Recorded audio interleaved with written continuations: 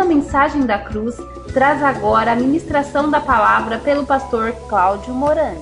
Libertos do pecado, fomos feitos filhos de Deus. Nós vamos, nesse momento, estar pegando as nossas Bíblias e nós vamos abri-la em nome do Senhor Jesus Cristo, em Hebreus, capítulo 13.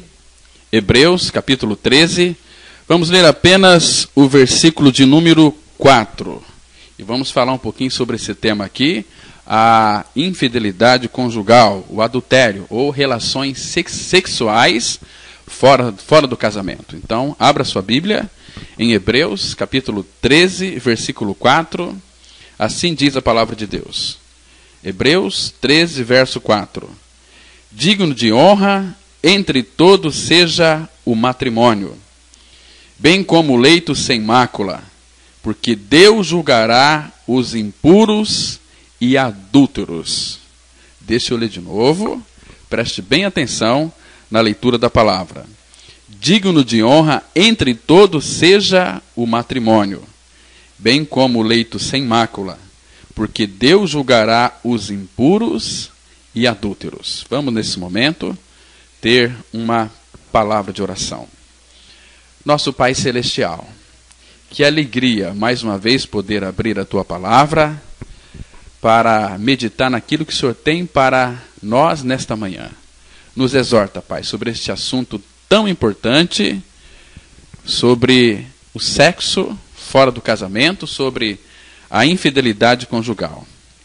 Fala com cada um de nós nesta manhã, meu Pai, abre o nosso entendimento e revela a pessoa de Cristo, o quão puro Ele é.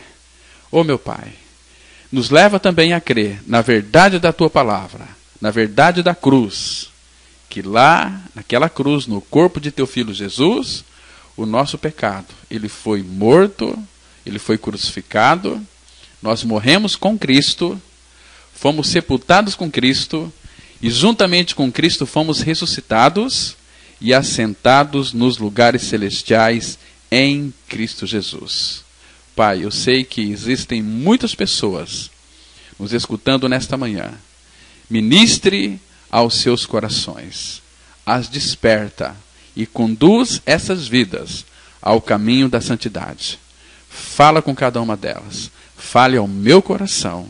Nós entregamos este tempo diante do Senhor. Nos habilite para ouvir a Tua palavra, para ministrar a Tua palavra. Nós estamos diante de Ti, meu Pai, para sermos ministrados e exortados pelo Senhor. Em nome de Jesus, amém. Irmãos, este assunto da infidelidade conjugal parece, nos dias atuais, ser um assunto muito comum. Mas o que tem levado as pessoas a adulterarem?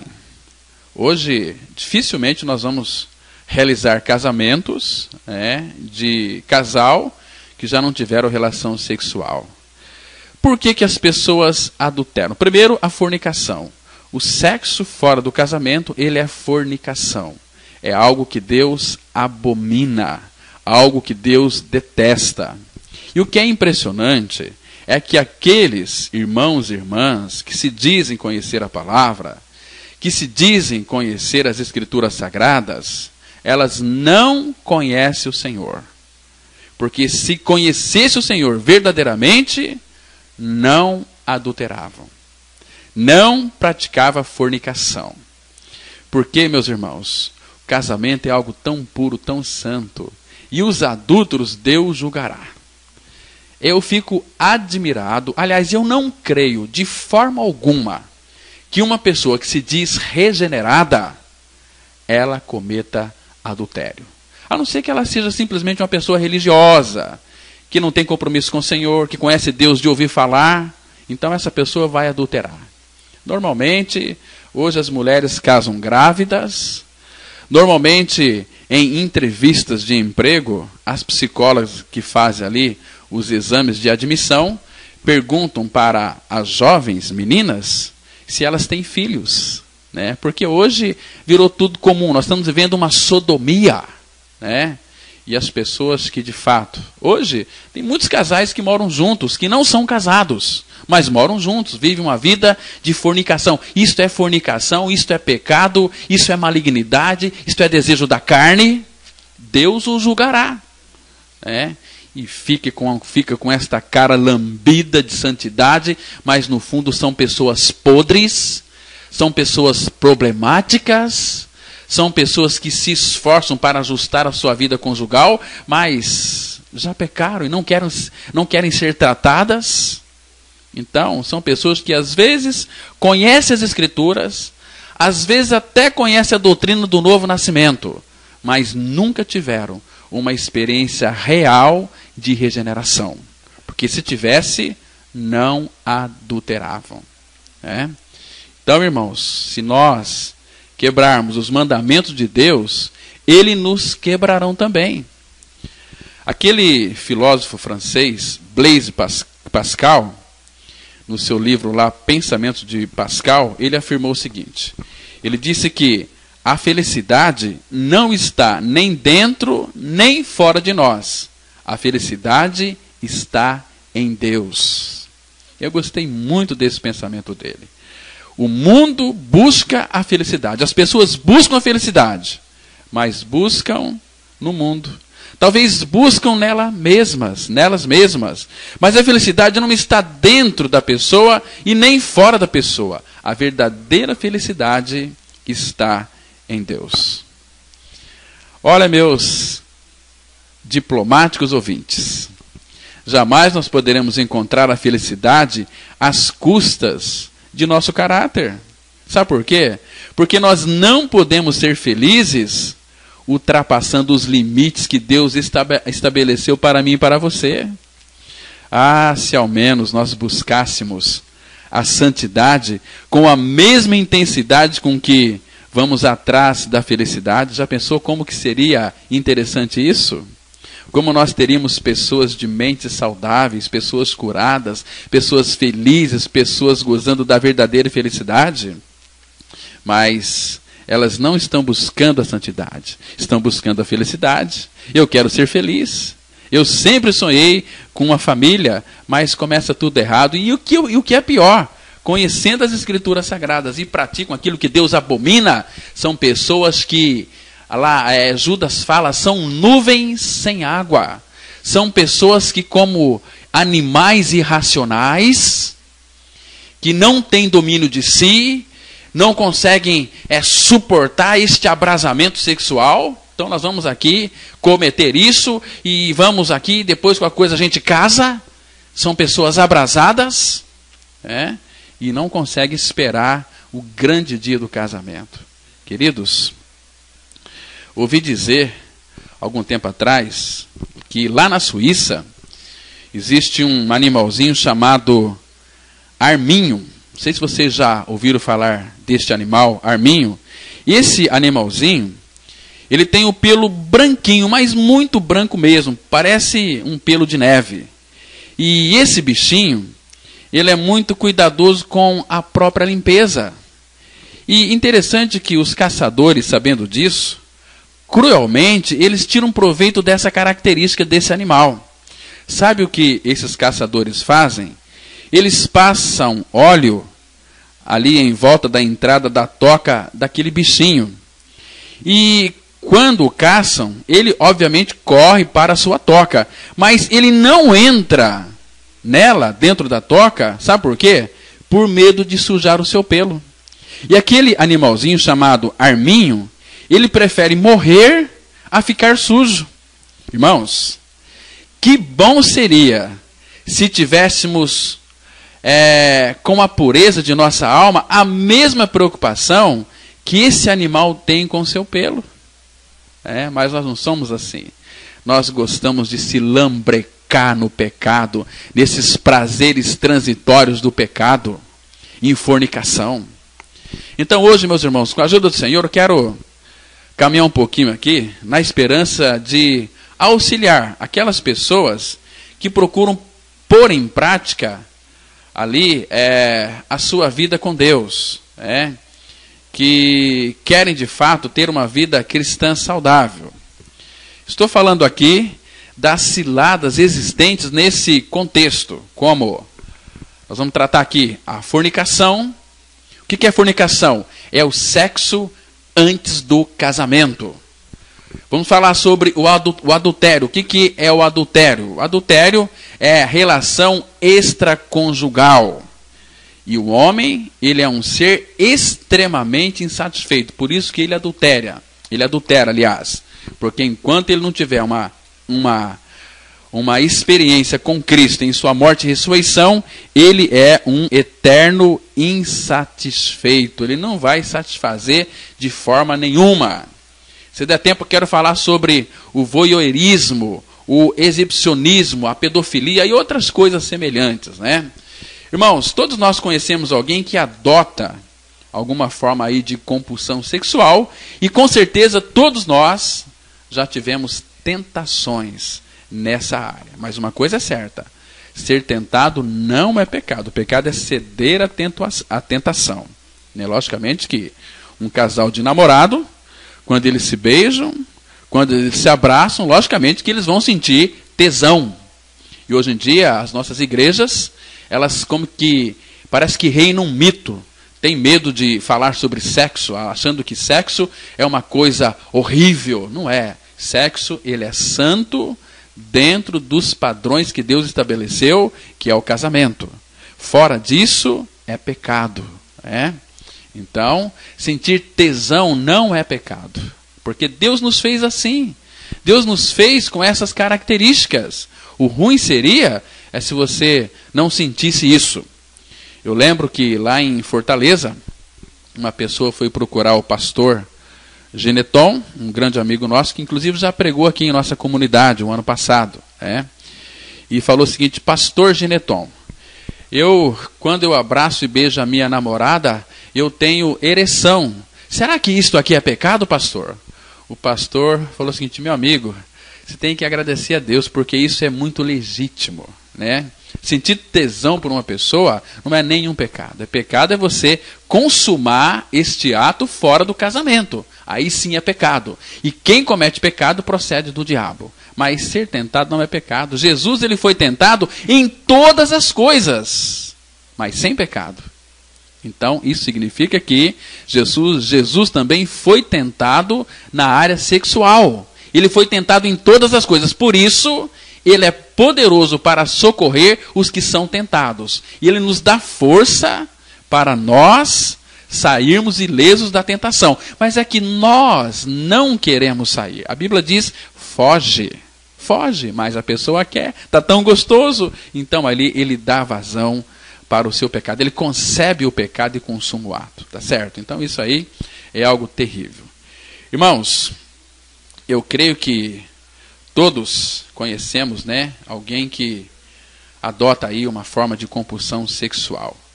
E é aí que temos o jogo propriamente dito. Tudo mais é apenas treino ou aquecimento. Agora, o verdadeiro jogo ocorre neste campo e só nele. Irmãos, e milhões de indivíduos que afirmam: eu nunca faria isso, posteriormente, bem pesarosos, tiveram que confessar: já fiz. É verdade, irmãos, que os pecados sexuais, eles fazem promessas como um Deus, mas o seu pagamento é como o do diabo. São eles que destroem muita gente, acabam aí com muitas famílias e anulam o testemunho da igreja. E o diabo, em parceria com a natureza humana decaída, já fabricou muitas mentiras sobre o homem e a sexualidade humana. E como nós somos prontos para acreditar nelas, não é verdade? Irmãos, na realidade, nós queremos crer nelas. Então agora eu quero convidar você, querido ouvinte, a dar uma olhada comigo no ensino da palavra de Deus sobre a sexualidade. E aqui nós temos 3 objetivos, que se der tempo a gente vai tratar. Primeiro, nós vamos compreender a nós mesmos para saber como Deus nos criou. E nós veremos porque a nossa maior tentação é satisfazer o nosso desejo sexual fora das linhas estabelecidas por Ele. E aí, nós vamos perceber o quanto eu e você, nós somos vulneráveis nesta área. E segundo, nós vamos também compreender a origem desse mundo sombrio, que são as relações sexuais ilícitas, os vícios e também as obsessões, porque tem muito homem, muita mulher doente da cabeça, porque não foram tratados pela cruz. Tiveram aí o seu ensino da sexualidade na rua, em pornografias. Olha, eu tenho atendido, irmãos, muitos casais que vêm nos procurar com muitos problemas na sexualidade, né? São homens doentes, são pastores que não conseguem se libertar da pornografia, né? São mulheres que têm as suas fantasias mais loucas, né?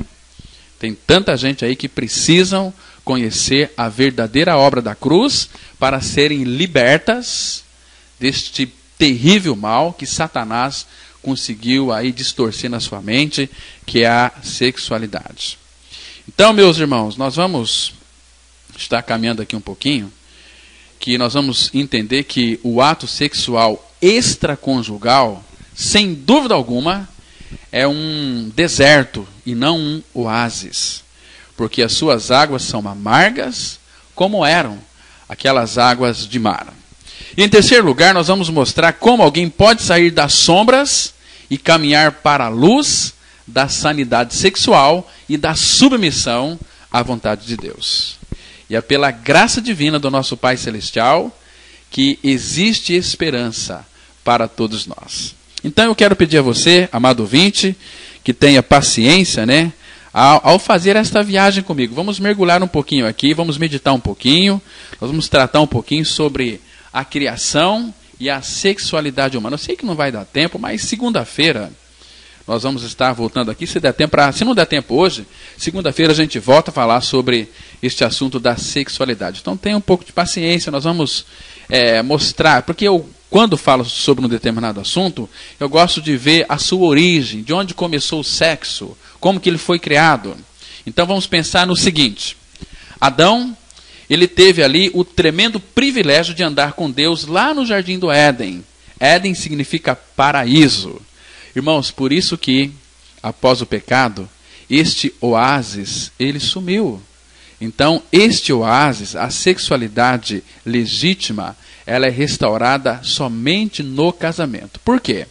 Vocês se lembram que antes de entrar o pecado no mundo, Deus disse para Adão e Eva: crescei e multiplicai. Então o sexo é santo, o sexo é lindo, o sexo é prazeroso, o sexo é criação de Deus. Foi Deus quem criou o sexo para a satisfação do homem e também da mulher, e isto dentro do casamento.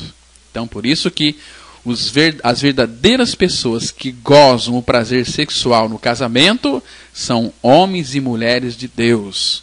Quem não são regenerados tem o sexo como um prazer deturpado, somente isso, nada mais. Por isso que o homem é uma pessoa insatisfeita eternamente.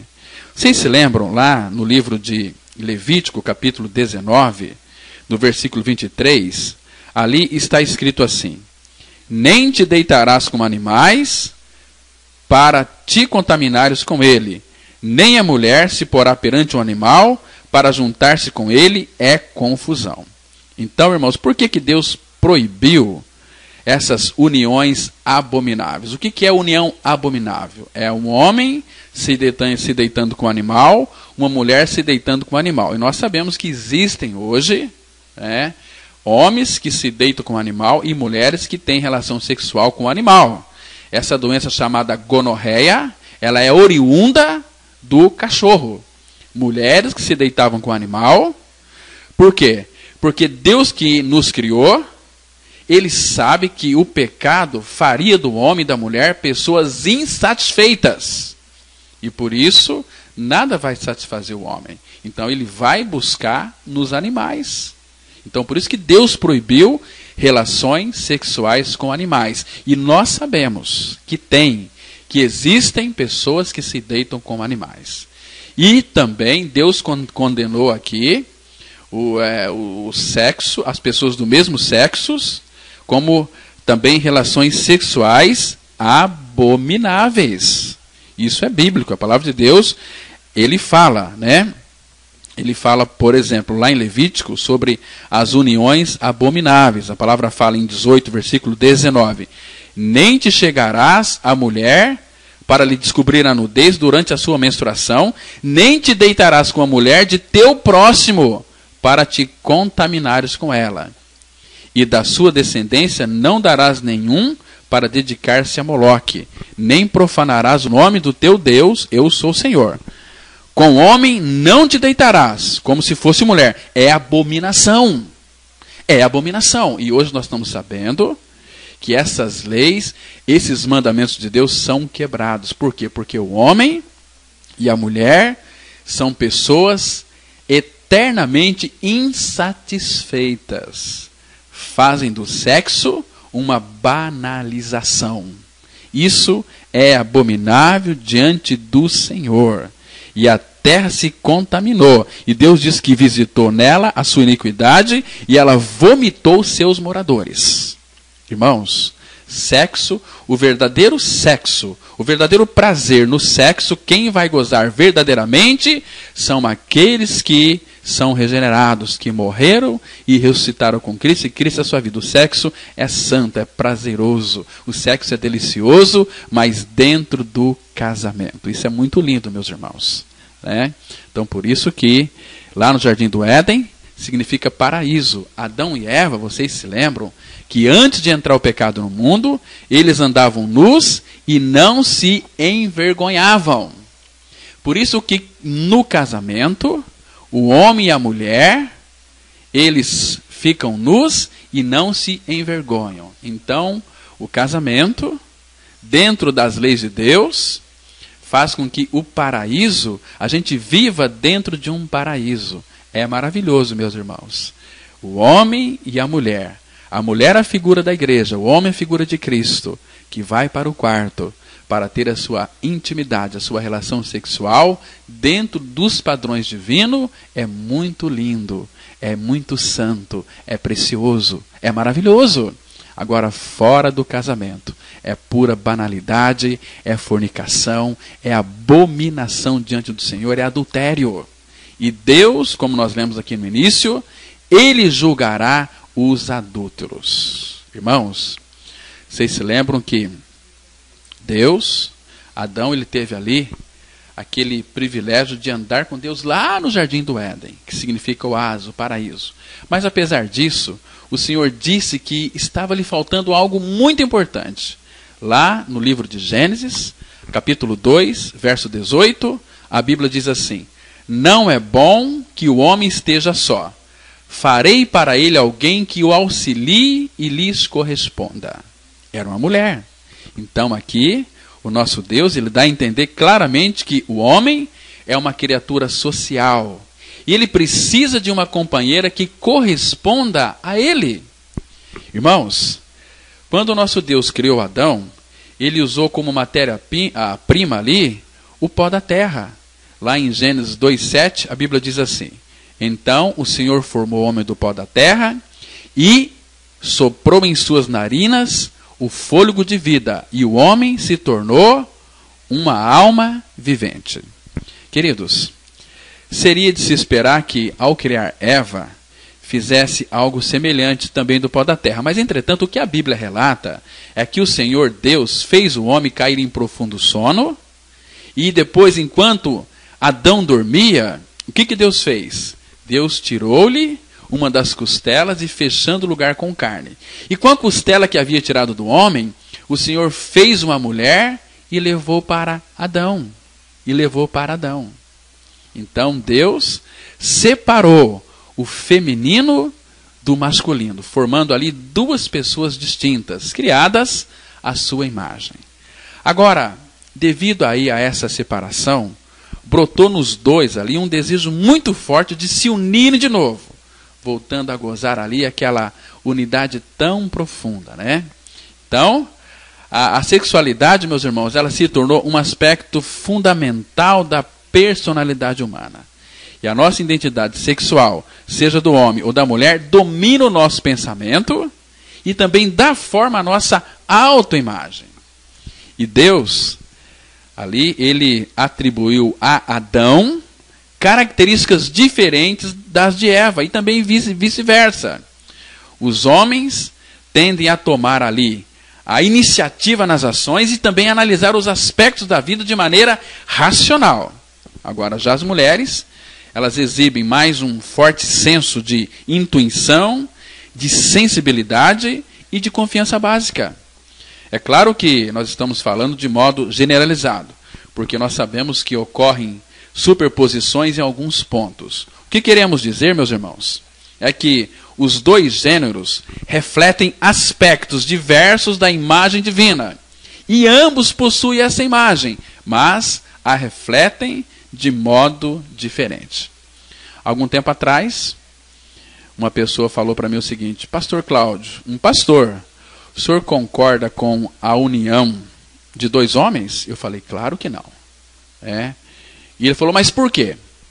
Porque se Deus aprovasse essa relação entre dois homens, Deus teria criado Adão e Ivo, não Adão e Eva. Teria criado para Adão uma pessoa chamada Ivo, não Eva. Não, irmãos, Deus fez duas coisas perfeitas. É o nosso Deus sábio, é o nosso Deus santo.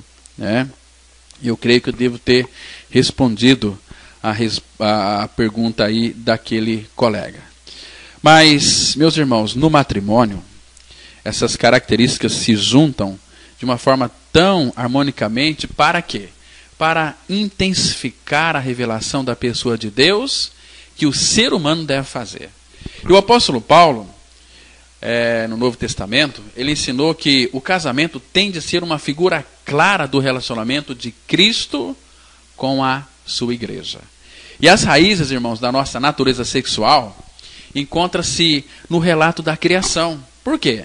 Porque nós vemos aí que Deus criou o sexo para ser uma expressão da unidade de amor entre o homem e a mulher. E aqui nós podemos tirar duas inferências. Primeira delas, nós temos de ver o nosso impulso sexual como algo que vem de Deus. Deus nos criou com um desejo, Deus nos criou com essa coisa chamada tesão. Seria ruim se o homem e a mulher não tivessem tesão. Agora, em segundo lugar, nós precisamos ter uma visão bem positiva de nossa sexualidade. A atração inata que existe entre um homem e uma mulher é muito forte e também persistente. Porque se Adão não tivesse se sentido sexualmente atraído para Eva, assim que os dois morressem, a raça humana teria terminado também. Mas, contudo, meus irmãos, Deus colocou em Adão e também colocou em Eva um forte desejo de terem intimidade física. Não havia a menor chance de Adão olhar para Eva e em seguida se afastar dela. Por isso que o casamento, ele é uma figura da pluralidade e da unidade da Trindade. Embora Deus exista em três pessoas, a Bíblia revela o seguinte. Lá em Deuteronômio, capítulo 6, versículo 4, está escrito o seguinte: Ouça, ó Israel, o Senhor nosso Deus é o único Senhor.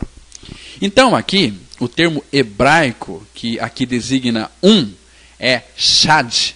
Ele aparece no texto sobre casamento, lá em Gênesis capítulo 2, versículo 24, que diz assim: E eles se tornarão uma só carne. Está vendo? Então, deixa eu explicar de uma forma mais clara. Assim como é inimaginável que as pessoas da Trindade operem separadamente, da mesma forma, o marido e a mulher devem viver juntos como uma unidade e ao mesmo tempo como duas pessoas diversas. O que isso significa? Significa que o laço que se forma entre eles abarca toda a personalidade de cada um deles.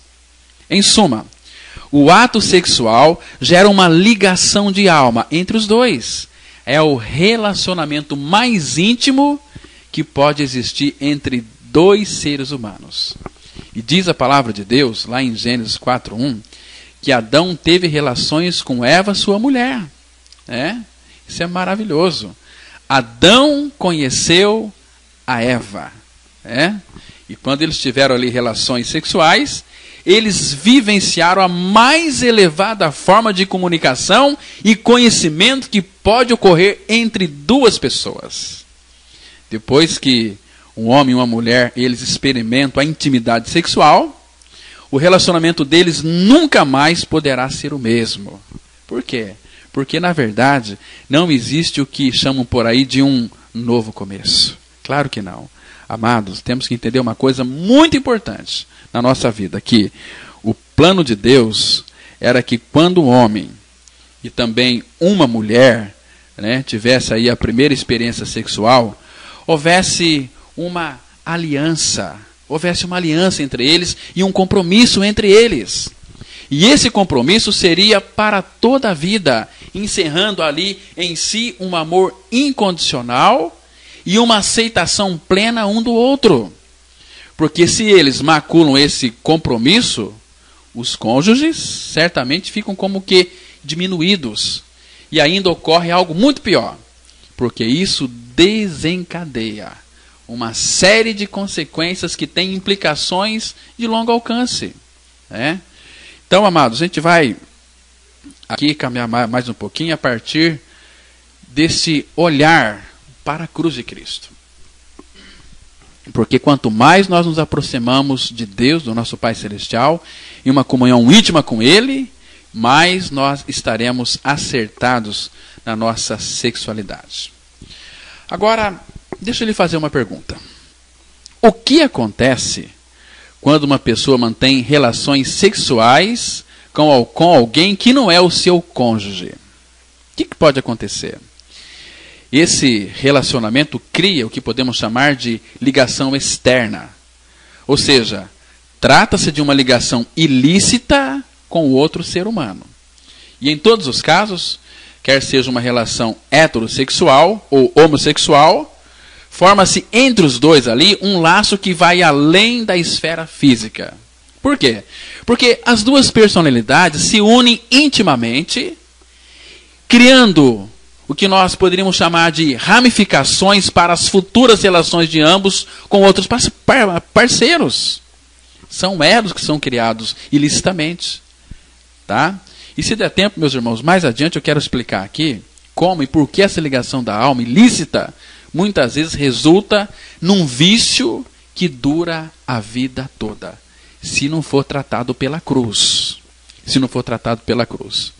Uma das passagens lá do Novo Testamento que melhor explicam essa questão, talvez seja o texto de Paulo para a igreja de Corinto. Lá em 1 Coríntios capítulo 6, versículos 15 e 17, a Bíblia diz assim. Deixa eu só abrir a minha Bíblia aqui que o ar-condicionado tirou. 1 Coríntios capítulo 6, versículo 15 a 17. Se você tiver a sua Bíblia, você pode abri-la e acompanhar conosco aí. De 15 a 17, que diz assim: Não sabeis que os vossos corpos são membros de Cristo? E eu, porventura, tomaria os membros de Cristo e os faria membros de meretriz? Absolutamente não. Ou não sabeis que o homem que se une à prostituta forma um só corpo com ela?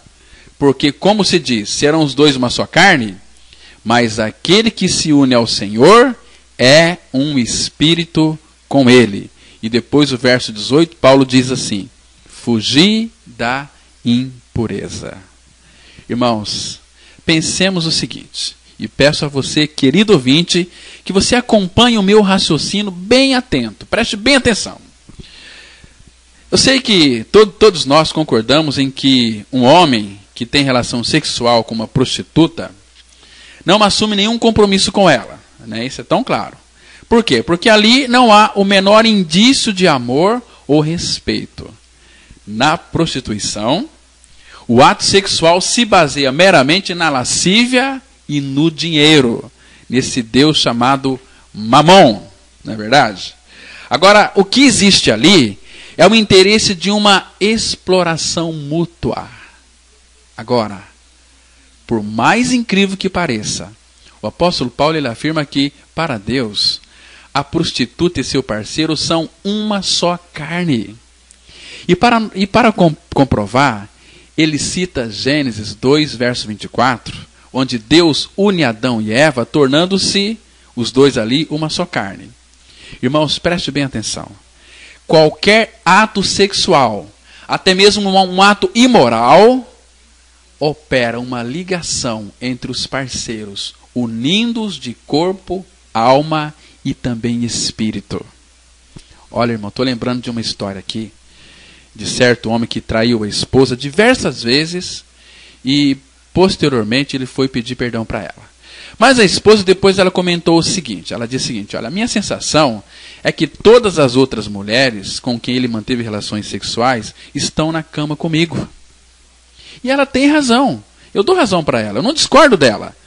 Agora, eu dou razão para ela por dois motivos. Primeiro, o pessoal que faz estudos sobre a AIDS, eles afirmam que quando uma pessoa tem relação sexual com outra, na verdade, aquela está fazendo sexo com todas as outras com as quais o seu parceiro fez.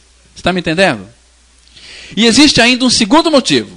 O parceiro promíscuo se uniu também metafisicamente. Isto é, na alma e no espírito, com todos aqueles com quem teve relação sexual.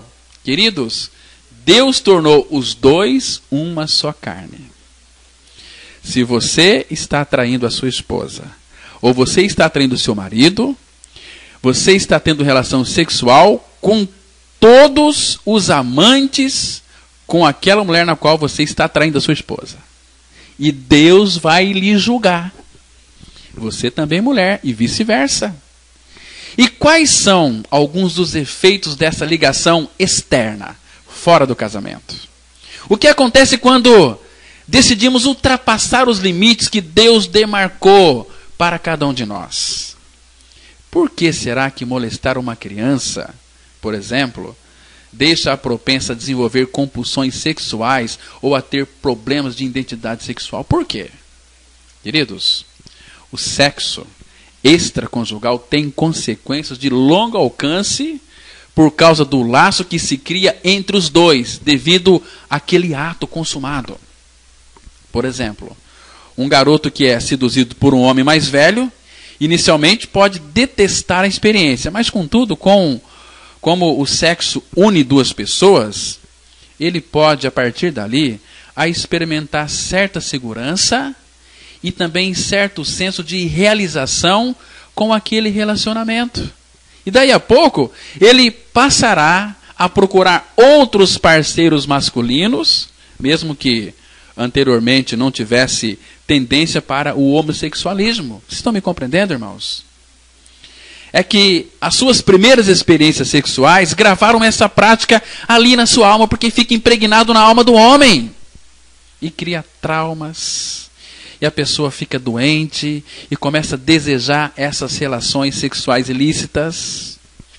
Então, o que vai acontecer? Quando ele cresce, continua seguindo esses desejos que alguém despertou nele.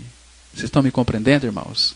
Então nós temos, olha, sexo, ele é algo muito santo, precioso, mas quando nós o fazemos fora do casamento, vocês não têm dimensão do mal que é isso. E Deus abomina. É por isso também que uma jovem, ela é capaz de se casar com um homem que a maltrata, só porque tiveram relações sexuais. Estão me compreendendo, irmãos? E a personalidade dele fica indelevelmente gravado na mente e no coração dela. E a moça, ela sente uma profunda ligação com esse homem. Por isso que ela suporta esse monstro. Ela tem a sensação de que é obrigada a se tornar a sua esposa. E por causa dessa ligação pecaminosa, ele pode exercer um forte domínio sobre a jovem. Ele pode maltratá-la, mas ela sempre acabará voltando para ele. E mesmo que venha aí a se separar do marido, não conseguirá tirá-lo do pensamento, porque a união sexual impregna na alma da pessoa. E a primeira experiência sexual, ela tem um peso tremendo, meus irmãos. Tanto é que muitas pessoas, já mais velhas, tendem a voltar para alguém com quem teve relações antes. Geralmente o primeiro. E a seguir, irmãos, eu quero aqui ler uma carta que eu recebi, né, de uma pessoa, um e-mail que eu recebi de uma pessoa, né? A pessoa, ela escreveu assim para mim: olha, Pastor Cláudio, estou precisando muito de ajuda para dar fim a um relacionamento que, na verdade, se encerrou faz um bom tempo. Depois da separação, já me casei de novo, mas não consigo parar de pensar naquele outro homem. E esse meu conflito interior tem trazido muitos problemas para o nosso casamento. Tenho a sensação de que me encontro como que em suspenso. Não consigo me soltar dessa relação do passado, nem de amar totalmente o meu marido. Já fiz tudo o que poderia para me desligar desse antigo amor. 5 anos atrás, até me transferi para outra faculdade. Depois disso, casei-me com um ótimo rapaz cristão. Mas estou cansado de pensar no meu ex-amante.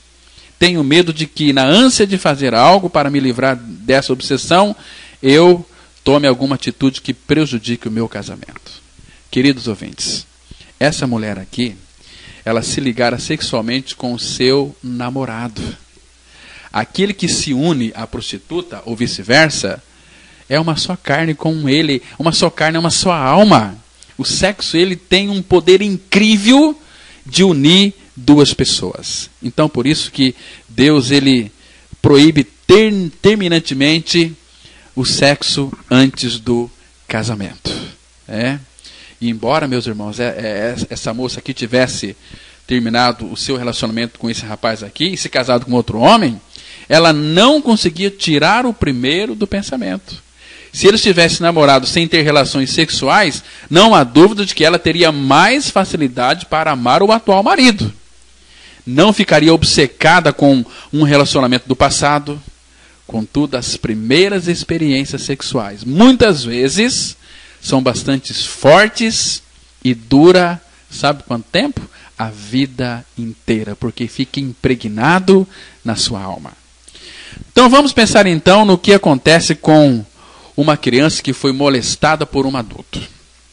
Ela fica certamente muito confusa com relação à sua identidade sexual, pois aquela pessoa violou ali os limites de proteção que Deus estabeleceu para ela. Mas ela se tornará propensa a ter problemas na área sexual. Não faz muito tempo, eu conversei com uma senhora que ela sofreu abuso sexual por parte de seu próprio pai. E ela disse que até hoje, apesar de ser casada e ter filhos, ela encontra dificuldade para permanecer dentro dos limites certos. Ela ainda está procurando o amor do pai. Obviamente, ela não vai encontrar. E por causa desse seu sofrimento, e também da sua confusão mental com relação ao sexo, ela não consegue ser fiel aos votos matrimoniais. E vou dizer uma coisa para você que é muito sério. Cerca de 80% das lésbicas são mulheres que na infância elas foram molestadas pelo pai, ou por um parente, ou por um rapaz que cuidou delas, ou mesmo por um desconhecido. Hoje é muito comum, irmãos. Você liga a televisão, você lê o jornal, você vê esse tipo de coisa. Sempre. Agora, o que acontece quando essas meninas crescem? Elas passam a ter raiva dos homens.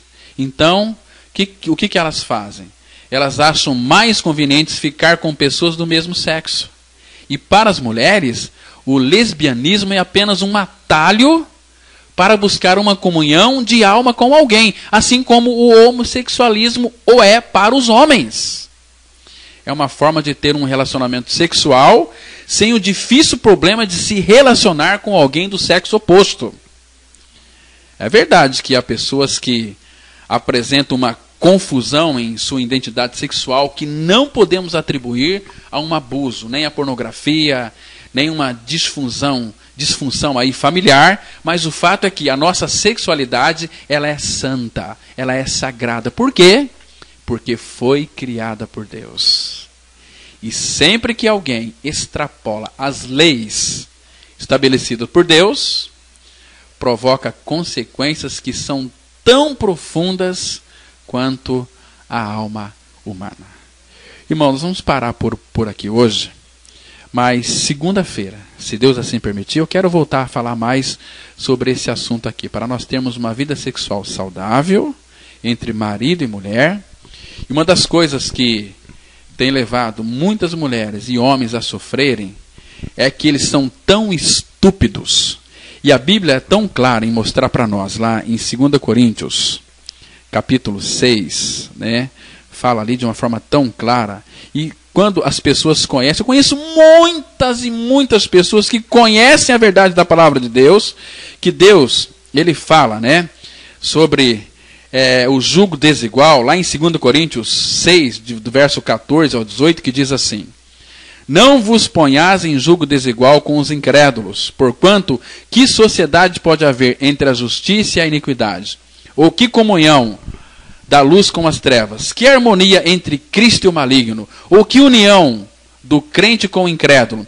Que ligação há entre o santuário de Deus e os ídolos? Porque nós somos o santuário do Deus vivente, como ele próprio disse: habitarei e andarei entre eles, serei o seu Deus, e eles serão o meu povo. Por isso, retirai-vos do meio deles, separai-vos, diz o Senhor. Não toqueis em coisas impuras, e eu vos receberei. Hoje a gente vê pessoas que conhecem a Bíblia, mas são desobedientes e têm aí as suas uniões que Deus não concorda. Por isso que eles sofrem. Elas sofrem. Querido, a gente conversa com tantos crentes, cabeça de minhoca, que está escrito, mas não obedecem às escrituras sagradas. Por que não obedecem? Porque não são filhos de Deus. O Filho de Deus, a Filha de Deus, que creu, que foi atraído lá naquela cruz, no corpo de Cristo, que morreu, que foi crucificado, e tem Cristo como sua vida, não vai entrar nessa esparrela. Porque teme o Senhor, sabe que Ele é santo, e qualquer união que não é o jugo, qualquer união que seja de uma pessoa que não é cristã, vai ter problemas. Que união pode haver entre Cristo e o maligno? Depois ficam sofrendo e não sabem por quê. Mas eu sei por quê. Porque são desobedientes. Enquanto a obra da cruz não operar profundamente na vida e no coração dessa pessoa, essa pessoa é simplesmente um crente religioso que não conhece o Senhor, porque o Senhor é santo. E onde Cristo habita, Cristo não vai ter uniões com aquilo que é do mundo. Misericórdia. Que o Senhor tenha misericórdia de nós. Amém. Vamos orar. Nosso Pai, eu quero interceder por todas aquelas pessoas que são doentes na sua mente, na área sexual. Ô Pai, abre o entendimento dessas pessoas, leva elas a uma experiência real de morte e ressurreição em Cristo, para que elas sejam libertas, porque se o Filho nos libertar, verdadeiramente nós seremos livres. E é conhecendo a Tua verdade, que a Tua verdade nos libertará. Fora disso, meu Pai, só tem confusão. Ô Pai, tem misericórdia do Teu povo. Desperta o Teu povo para essa realidade espiritual. Em nome de Jesus Cristo. Amém. Deus abençoe vocês. Em nome de Jesus, graça e paz. Amém.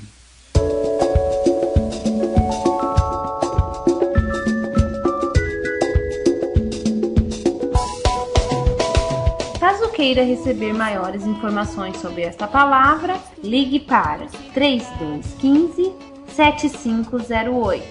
Repetindo, 3215-7508.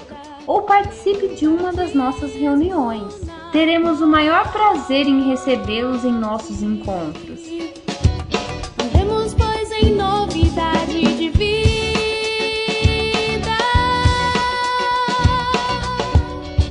Atenção para os dias e horários das reuniões, que são todas as quintas, às 20 horas e todos os domingos, às 9 e às 19 horas. Eterna em Cristo Jesus, nosso Senhor.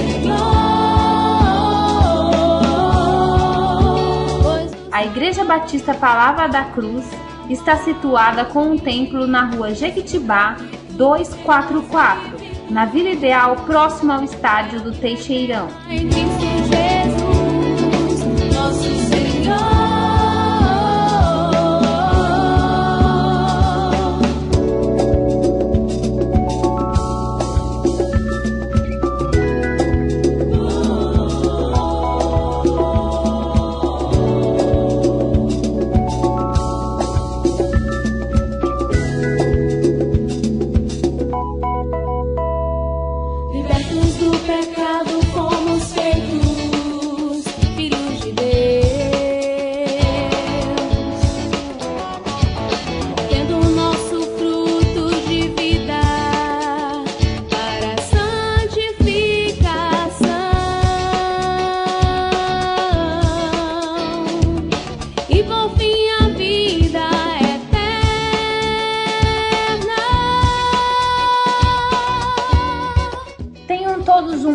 dia e estejam com a graça e a paz de Cristo.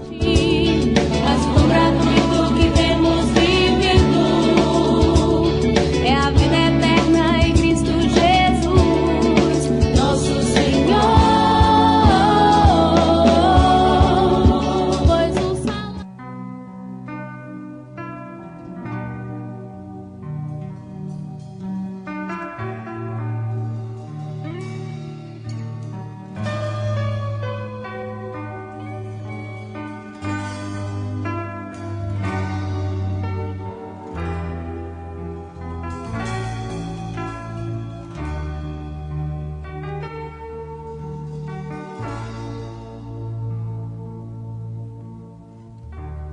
Deus de luz, cria em mim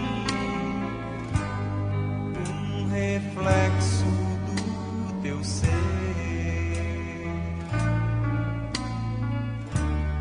para que possas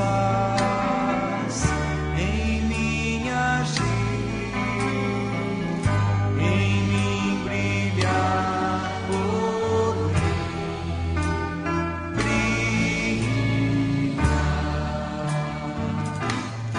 quero ser um reflexo de ti.